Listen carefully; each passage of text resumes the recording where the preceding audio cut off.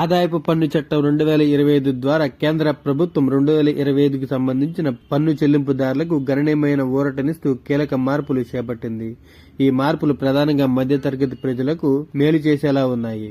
ఆదాయపు పన్ను నిబంధనల్లో 5 కీలక మార్పులు వచ్చాయి. కొత్త పన్ను విధానం ఎంచుకునే వారికి ఇది పెద్ద ఊరటగా ఉంది. సెక్షన్ 87A గతంలో 7 లక్షల వరకు ఉన్న పన్ను రిబేట్ పరిమితిని 12 లక్షలకు పెంచారు. వేతన జీవులకు లభించే స్టాండర్డ్ డిడక్షన్ ను 50,000 నుంచి 75,000కి పెంచారు.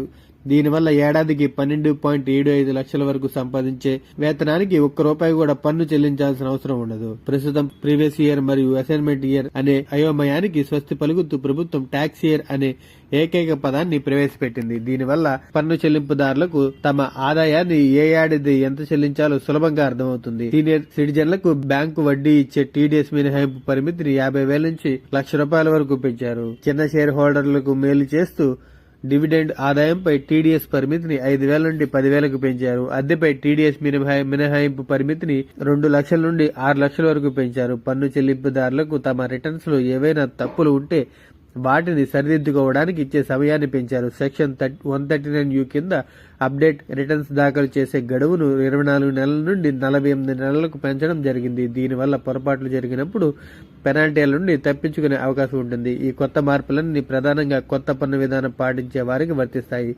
పాత పన్ను విధానంలో పెద్ద మార్పులేమీ లేవు.